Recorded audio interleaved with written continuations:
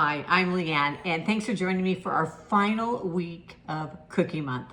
I have shared some yummy, fun holiday cookies this month, and you can find them if you missed them all up there, along with a lot of other small batch cookie recipes and my single serve giant cookies, which are so fun to make, especially at the holidays. So Christmas and gingerbread just go together. So this week's cookie is a ginger snap type cookie. I say type because there's actually no snap involved in this ginger cookie.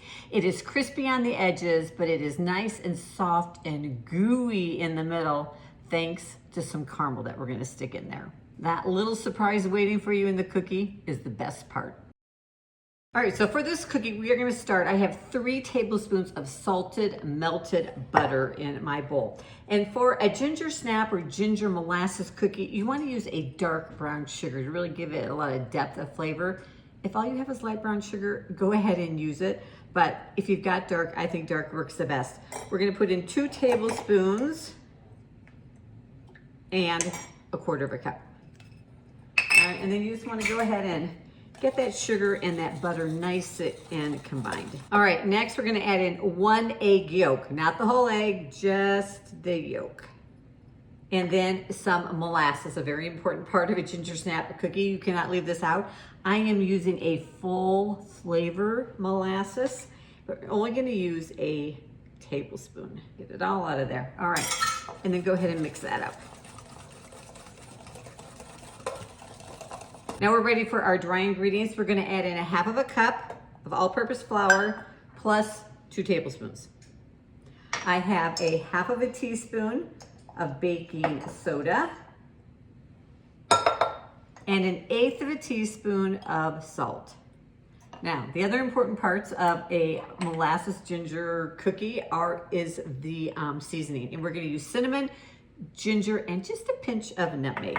The ginger, and we are using dried ginger. I'm using 1/4 teaspoon. And let's see, the cinnamon, I'm using 1/4 teaspoon.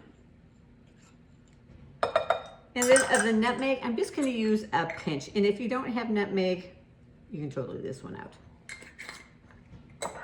All right, and then we're gonna mix that together until we've got all the dry ingredients combined. Now for this recipe, we are gonna use Kraft caramels. They're the little square caramels that come individually wrapped, or you can use any soft caramel. You don't want a hard caramel, you want a soft caramel.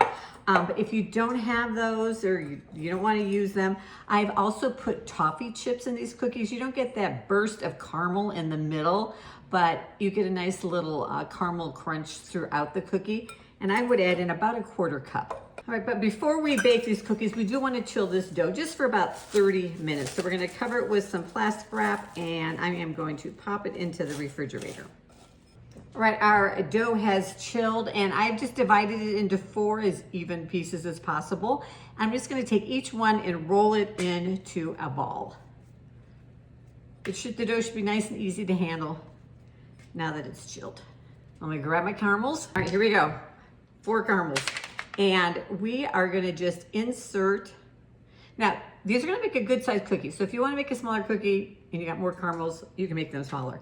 But we're just gonna put an indentation into the dough, set the caramel in it, and then just wrap the dough up around the caramel.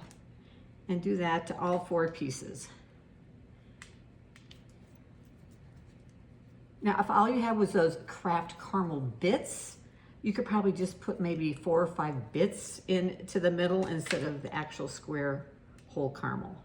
Now, for the finishing touch, which is a traditional finish on a ginger snap molasses cookie, is I've got some granulated sugar in here, and I'm just gonna take the dough and roll it in the sugar to give it a nice light coating of granulated sugar.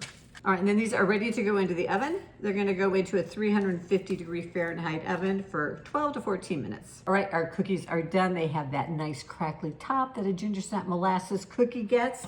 We're gonna let these cool for just a few minutes, and then we're gonna break into one and look at that caramel in the middle. All right, here we go. Look at this yummy caramel goodness right there in the middle.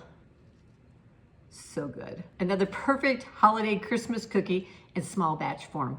It smells like Christmas. It tastes like Christmas. I hope you'll give it a try. Thanks for joining me here in the kitchen today, and I'll see you in the next video.